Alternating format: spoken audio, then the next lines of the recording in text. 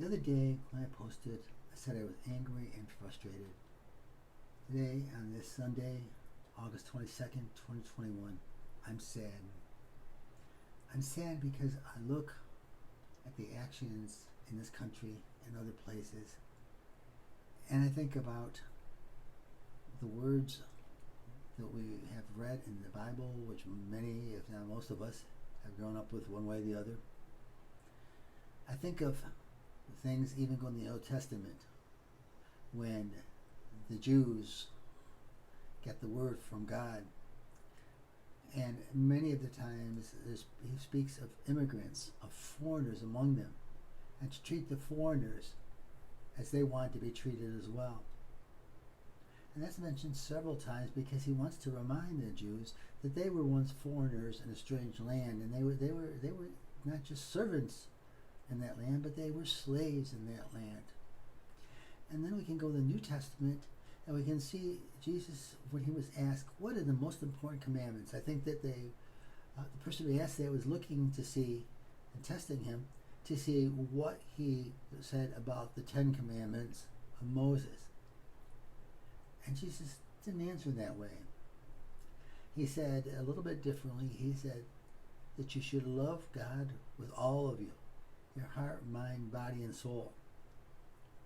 And that way, and he said the second commandment is like the first, and that's to love thy neighbor as thyself. We're not doing that anymore. If we look at what's on social media, when we look at bullying, when we look at the past president and the MAGA supporters today who claim to be Christians, and yet do they care about their neighbor? Do they truly care about immigrants who need to have gotten away from the countries of origin? Is what they're doing. Sometimes it's our own the fault of this country as well. When we look at Afghanistan and the thousands of immigrants that are probably going to come in because of this. Thousands of people came in from Vietnam, tens of thousands, after the fall, and democracy didn't take root. We are looking at some really tough times, and we really need to go back to not being a Christian country, but being to a country that has Christian type values, or even the values of all the religions. We look at Islam and we see all the problems with that, but yet Islam is a peaceful religion. How it's been interpreted is not peaceful by many. And we could even look though at the Christianity in the time of the Crusades. The goal of the Crusades was to free the Holy Land from the Islamic Arabs that had overrun it. And yet what did we do? On the way to Jerusalem, they sacked Constantinople, which is now Istanbul, and killed thousands of fellow Christians as they did that, because their beliefs were a little bit different than the Christian beliefs that the Crusaders were using, and the ways the Crusaders treated the Jews as well. And we can look at the Auto de Fe in Spain, how they treated the Jews. They were just different. We look at the Sermon on the Mount, and we see what Jesus says in those words, the Beatitudes, about being merciful, about seeking peace, seeking righteousness, and yet we're not seeing it from these people. That's really sad. In a way, that there's from a Dolly Parton, Burt Reynolds movie. Very interesting title, of course. It's The Best Little Whorehouse in Texas.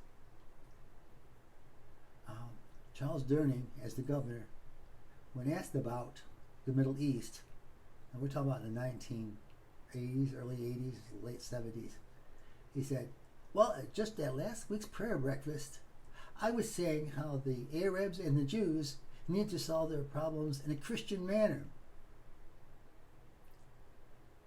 What is that Christian manner?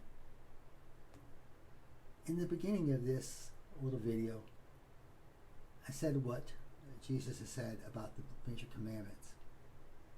It's easy to say you love God. It's harder to say you love your neighbor when your neighbor is different than you. If we look at even at racial inequalities, remember that we are just one level of melanin different from all peoples of color. And we need to do that. We need to look at those values that were instilled in the people who wrote the Constitution and the Declaration of Independence. Were they perfect? No. The Bible tells us the only perfect person to ever live was Jesus, who was both man and God. And on this Sunday, look around us. Look around yourself. Look at yourself. Are you behaving in a way that follows those words? Because they're good words to live by, even if you don't believe in God. Which I find it hard, but there are many people who don't. But if you don't, look at. We can do this. We can make this country better. We can make this world better. We're not at the end yet. There's still time to do things in the environment, democracy, and for all of our fellow man. But let's look at these things, be they immigration, be they how we treat each other in this country, be they politics, all these things. You don't have to be a Christian to act like one.